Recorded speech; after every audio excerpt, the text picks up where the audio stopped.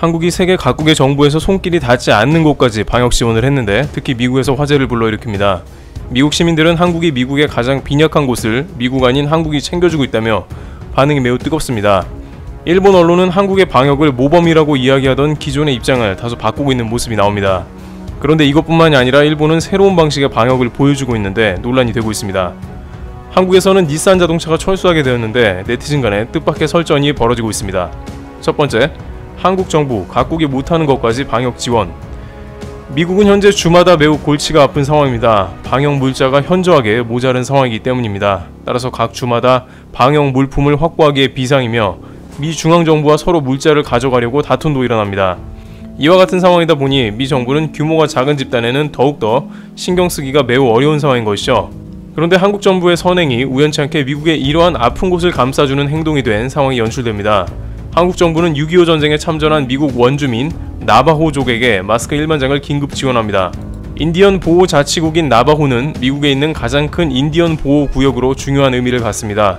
자치국이라는 말 그대로 국가의 형태를 유지하면서 독자적인 통치를 할 수 있도록 보장받고 있습니다. 그러나 이러한 팬데믹 상황에는 아무래도 주 정부와 인디언 보호 자치국까지 원활한 방역 지원과 체계가 이뤄질 가능성이 매우 낮습니다.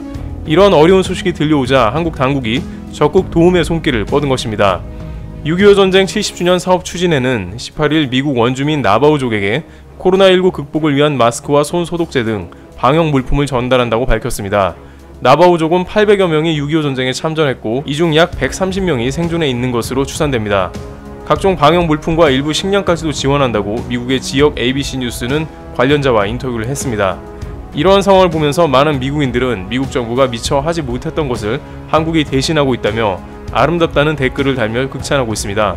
한편 영국에서도 한국에 잊지 않아줘서 고맙다는 소식을 전해주고 있습니다. 참전 용사들이 거주하는 런던 첼시 왕립병원에서 한국전 참전 용사를 전담하는 필립 셰넌 소령은 바그나 주영 한국대사 및 참전 용사, 유가족 간 영상통화에서 첼시 왕립보훈병원에는 여러 전쟁과 전투에 참여한 참전 용사들이 있습니다. 그런데 꾸준히 기회가 될 때마다 찾아와 감사를 전하는 국가는 한국뿐입니다 라고 전합니다. 이와 같이 한국은 방역 모범국으로 각국에 온정을 전하고 있는데 일본에서는 다소 다른 방향의 보도가 나옵니다. 두 번째, 일본 한국 방역 무너지나 부정적 보도. 한국 방역에 대해서 모범적이라고 조명하던 일본의 언론들이 이제 한국에 대한 부정적 보도가 이어집니다. 한국의 4월 이후 확진자가 급격하게 줄어들자 일부 일본의 언론들은 한국에 방문해서 한국은 사재기가 없다, 한국은 선별 진료소도 많고 체계적 동선 추적을 한다는 기사를 내보내며 일본은 한국과 방역 협력을 해야 한다는 보도도 내보냈습니다만 한국의 이태원발 감염이 확산되는 국면이 오자 이제는 한국의 모범 방역이라는 K방역이 제 역할을 못하고 있는 게 아니냐는 제스처를 보냅니다. NHK 일본 공영방송 등 일본 매체는 한국이 확진자 50명이 넘어갔다고 일제히 보도하면서 한국이 지금까지 자랑을 해왔으나 호되게 당한다며 의문을 표하고 있습니다. 한편 한국은 이태원발 물류센터나 각종 감염에 대해 신속하게 관련자 수천 명 검사를 완료한 상태이며 지역사회 감염을 막기 위한 사회적 거리두기 재실시까지 염두에 두며 가장 효율적인 방안을 마련하는 중입니다. 2차 확산세가 일어나고 있으니 정확한 PCR 검사와 동선 추적을 통해 금세 잠재우겠다는 의지를 보입니다. 그런데 일본에서는 감염자 증상에 따라 PCR 검사를 안 하는 방안을 새롭게 고안해서 논란이 되고 있습니다. 세 번째, 일본 코로나 환자 퇴원 기준 완화. 일본 후생노동성은 코로나19 환자의 퇴원 기준을 완화하는 방안을 검토 중이라고 마이니치 신문이 29일 보도했습니다. 보도에 따르면 일본에서는 코로나19 확진 판정을 받고 입원 치료를 받는 환자가 퇴원하기 위해서는 원칙적으로 PCR 유전자 증폭 검사로 음성임을 확인해야 합니다. 이 검사는 열이 내리는 등 증상이 호전되고서 24시간이 지난 뒤 하루 간격을 두고 2차례 받아야 합니다. 후생성은 이 기준을 바꾸어 증상이 나타난 뒤 14일이 지나고 동시에 증상이 완화된 뒤 72시간이 경과했다면 PCR 검사를 거치지 않고도 퇴원할 수 있도록 할 방침입니다. 후생성은 그간의 사례에서 발병 후 10일 정도 후에는 코로나 바이러스가 검출되더라도 다른 사람에게 전염시킬 위험성이 낮은 것으로 나타났다며 기준을 바꾸기로 한 배경을 설명했습니다. 이와 같은 의견은 일본이 처음이 아닌데 싱가포르 국립전염병센터도 증상이 나온 다음 11일부터는 감염력을 잃는다는 연구 결과를 발표한 바 있습니다. 따라서 퇴원을 일찍 해도 좋다는 것인데 일본도 같은 의견으로 경미한 증상자를 퇴원시킬 것으로 보입니다. 이러한 의견이 제기되는 주된 이유는 병상이 부족하기 때문입니다. 특히 일본에선 이러한 병상 부족 문제가 오래전부터 제기되어 오며 검사를 해주지 않는 주 요인으로 꼽혔습니다. 그런데 일부 일본의 네티즌들은 그런 결과가 있더라도 너무 성급하게 고지곧대로 반영하는 게 아닌가 의문을 나타내면서 검사는 안 해주더니 이러한 검증 안 된 조치는 일사천리로 이뤄진다며 볼멘소리를 하고 있습니다. 싱가포르 당국도 저런 결과가 나오긴 했지만 일본과 같이 14일이 아닌 증상 발현 후 21일로 변경했습니다. 곧바로 14일로 하기에는 아직 여러가지 우려가 있어 퇴원 기준을 21일로 정한 것으로 파악되고 있습니다. 한국도 일부 환자들의 치료가 지나치게 장기화되며 치료비 문제가 생기고 있으나 아직은 이르다는 판단입니다. 그렇지만 일본 당국은 병상의 여유와 치료비 문제 등 부담이 너무 커지자 과감하게 이를 실행한 걸로 보입니다. 그러나 이러한 보도의 여운이 채 가시기도 전에 일본은 다시 신규 확진자가 증가하는 모습입니다.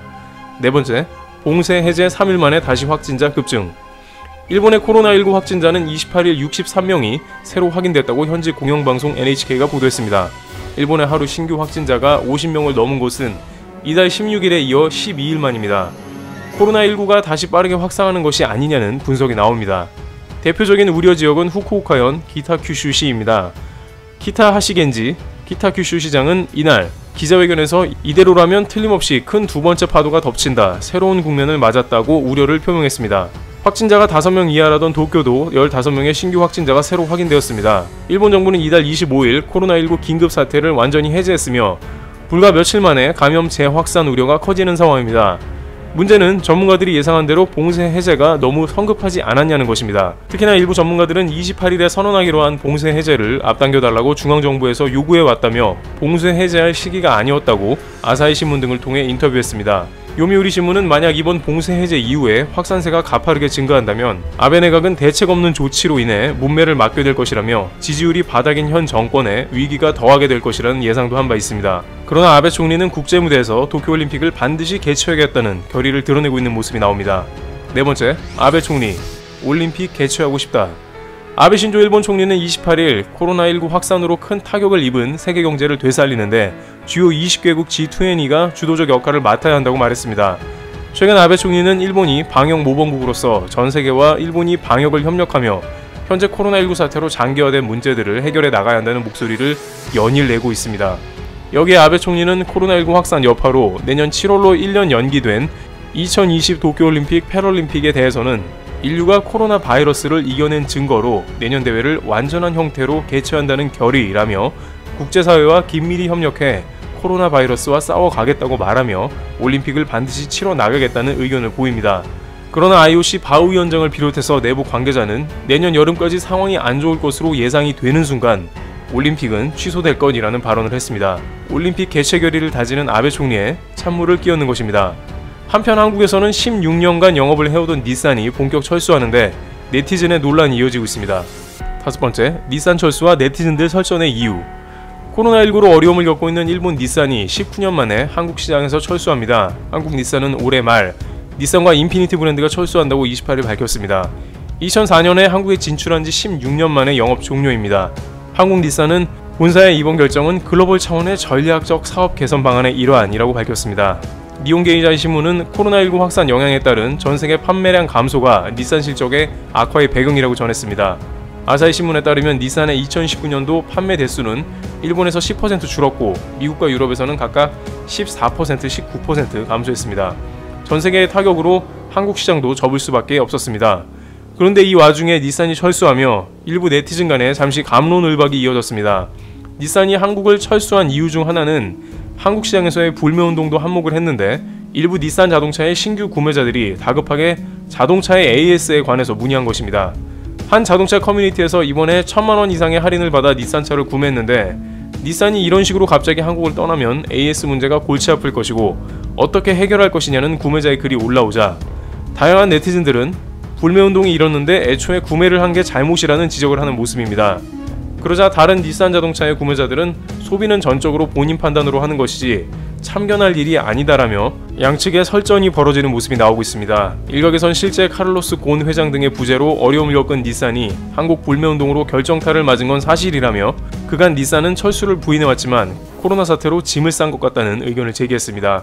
이와 같이 팬데믹 사태는 각국의 다양한 모습을 전개하고 있는 상황입니다. 상대적으로 확진자가 적은 한국과 일본에 본격적인 2차 확산이 오게 될지도 초유의 관심사로 떠오릅니다. 트래블 튜브 여기서 마치겠습니다. 감사합니다.